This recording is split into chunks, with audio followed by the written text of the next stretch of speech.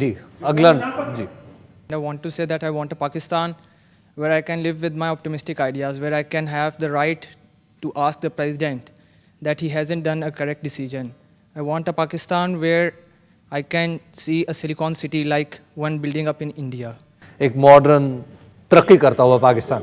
سر بات 1940 پہ جاتی ہے. 1940 کو قرارداد پاکستان منظور ہوتی ہے اور 7 سال کے عرصے میں 1947 کو پاکستان حاصل کر لیا جاتا ہے. ایک ایسی جدوجہد جو کہ دنیا میں کسی نے نہیں دیکھی. اور اس کے بعد ہمارا پاکستان کا پروسیس ایک نئی ملک سٹارٹ ہوتا ہے اور ملک کی ترقی ایسی ہوتی ہے کہ سب سے پہلے کانسٹیٹیوشن 1956 آتا ہے, پھر 1962 اور پھر 1973. ان سارے کانسٹیٹیوشن میں آپ دیکھ لیں وہ عرصہ جو کہ ابھی 1973 چل رہا ہے, کیا ہمیں وہ تحفظ جو اس سے پہلے جو 47 کے بعد 62 تک چلا اور 73 کے بعد ایک ایسی جنگ سٹارٹ ہو گئی جس میں ہم سیکیور فیل نہیں کر رہے, ہمیں نہیں پتا کہ ہم باہر جاتے ہیں تو ہمیں آگے گھر زندہ جا بھی سکتے ہیں یا نہیں. ایک ایسی جنگ میں دھس چکے ہیں اور اس کا کیا حل ہے. میں کنفیوز تھا کہ آپ لوگوں نے یہ بتایا, جب یہ کہا کہ ہمیں آپ لوگوں سے کویسچنز چاہیے, آپ لوگ اس کا حل بتائیں.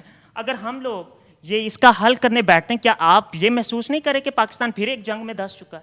اس جنگ کا کیا حل ہے اور وہ کس طرح سولو ہونی چاہیے؟ سب سے پہلے ہم بات کرتے ہیں کہ یہاں پہ ڈکٹیٹرز آئے ہیں جنہیں جمہوریت کے خلاف انہوں نے اس میں ان کا شب خون مارا ہے. لیکن جتنے بھی ڈکٹیٹرز ہیں انہوں نے ہی کچھ کیا ہے. ہمارے جتنے بھی یہ ڈیموکریٹک لیڈرز ہیں, چاہے وہ شروع سے تھے یا ابھی یہ ہمارے پریزنٹ ہیں, وہ بھی تو ڈکٹیٹر ہی ہیں نا. بس ان کو ایک ٹائٹل لیبل لگ گیا ہے کہ وہ ڈیموکریٹک ہیں, چاہے وہ پیپلز پارٹی ہو یا نون لیگ ہو. تو اس میں میرا کوشچن یہ ہے کہ ہمیں ان کو لینا چاہیے یا وہ جو ڈکٹیٹر ہیں جو وردی میں آتے ہیں وہ. یہ ہمارا عام طور پر ایک آخری سوال ہوتا ہے جس میں ہم اپنے تمام پینلسٹ سے پوچھتے ہیں کہ یہ اس حوالے سے ہم مستقبل کو کس صورت میں دیکھیں. پاکستان کے مستقبل کے لیے مثبت حالات بھی ہیں اور منفی حالات بھی ہیں. پاکستان تاحیات قائم دائم رہ بھی سکتا ہے اور تباہ و برباد بھی ہو سکتا ہے. اس وقت ہم نازک موڑ پہ ہیں اور یہ جو دہشت گردی کا, انتہا پسندی کا جو فتنہ ہے, اس سے ختم نہ کیا تو پاکستان تباہ ہو جائے گا اور خدا نہ کرے ایسا ہو. جاوید اقبال صاحب. جی میں یہ سمجھتا ہوں کہ اس وقت حالات واقعی اسی قسم کے ہیں جیسے ابھی انہوں نے ارشاد فرمایا ہے, مگر اس کے باوجود میں سمجھتا ہوں کہ ان مشکلات سے ہم نکل پائیں گے, کیونکہ یہ جو اس وقت شدت پسندی کا خدشہ ہے اس پہ ہم حاوی ہو سکتے ہیں, چونکہ ہم نے کئی دفعہ اس کا مظاہرہ کیا ہے کہ یہ قوم جس وقت اس پر کوئی مشکل آتی ہے تو یہ اکٹھے ہو جاتے ہیں. جیسے یہ پچھلی دفعہ جب زلزلہ آیا ہے کشمیر کے علاقے میں تو ہم نے اس طرح ایک یکجہتی کا ثبوت دیا ہے. میں سمجھتا ہوں کہ ایسی کوئی مشکل مسئلہ نہیں. اب بھی آپ دنیا کے دیگر اسلامی ممالک سے بہت بہتر ہیں, کیونکہ ان ممالک میں یا تو بادشاہت ہے اور یا آمریت ہے, اور وہاں کسی قسم کی آزادی نہیں. اگر فرض کیجئے جیسے تحریک یہاں پر جس زمانے میں وکلاء کی تحریک چل رہی تھی جسٹس جوڈیشری کی انڈیپینڈنس کے لیے, میں دبئی میں تھا اور وہاں بڑی پاکستانیوں نے جس طرح کی عادت ہے مایوسی کا اظہار کرنا کہ جی مارے جائیں گے, یہ ملک ٹوٹ گیا ٹوٹ گیا ٹوٹ گیا, ہم خود چاہتے ہیں ٹوٹ جائے ٹوٹ جائے. میں نے کہا ہے نا ہم شاعر ہیں, ہمیں جتنی دیر تک افسردگی کا ماحول نہ ہو ہم خوش ہی نہیں ہوتے. لیکن حقیقت یہی ہے کہ میں نے انہیں کہا کیا تم اس قسم کی تحریک دبئی میں چلا سکتے ہو؟ کہنے لگے نہیں. میں نے کہا مجھ سے بہتر ہے کہ ہم یہ تحریک تو چلا سکتے ہیں, ہم اپنے لیڈرز کے گریبان پکڑ سکتے ہیں. آپ پکڑ سکتے ہو ان عرب لیڈرز کے؟ تو کہ جی نہیں ہم تو نہیں اس طرح کر سکتے. تو میں نے کہا ہم بہت بہتر ہیں ان ممالک سے. کون سا ملک ہے اس وقت اسلامی مشرق, یہ ساؤتھ ایسٹ ایشیا کو چھوڑ دیں, انڈونیشیا کو چھوڑ دیں, ملیشیا کو چھوڑ دیں. ملیشیا میں جا کے دیکھیں کتنی وہ آگے چلے گئے ہیں, انڈونیشیا میں جا کے دیکھیں وہ کتنے آگے چلے گئے ہیں. لیکن یہ عجم ہے, یہ عرب نہیں ہے. عرب جا کے دیکھیں تو آپ کو احساس ہوتا ہے کہ یہ وہی قبائل ہیں جو جاہلیہ کے زمانے میں تھے. ہم ان سے بہت بہتر ہیں, آپ موازنہ کر کے دیکھ لیں ان سے. ہم نیوکلیئر پاور ہیں, ہماری فوج جو ہے وہ اتنی ہی منظم ہے جتنی ہندوستان کی فوج ہے. ہم نے اپنے ایریا میں سب سے اسٹریٹجک پوزیشن پاکستان کی ہے. پاکستان کی جو بقا ہے اس کو کوئی ہاتھ لگا ہی نہیں سکتا. میں سمجھتا ہوں کہ ہماری مایوسی کا وجہ ہی کوئی نہیں. اور یہ جو اس قسم کے فتنے ہیں، جس قسم کے فتنوں کا ہم اس وقت مقابلہ کر رہے ہیں، ان مسائل سے آزاد قوموں کو گزرنا پڑتا ہے.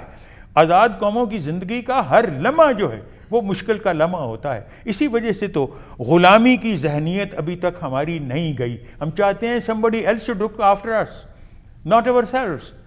اور اسی کا سبب ہے کہ ہمیں اس قسم کی مایوسیوں کا سامنا کرنا پڑتا ہے. مایوس ہونے کی تو وجہ ہی کوئی نہیں.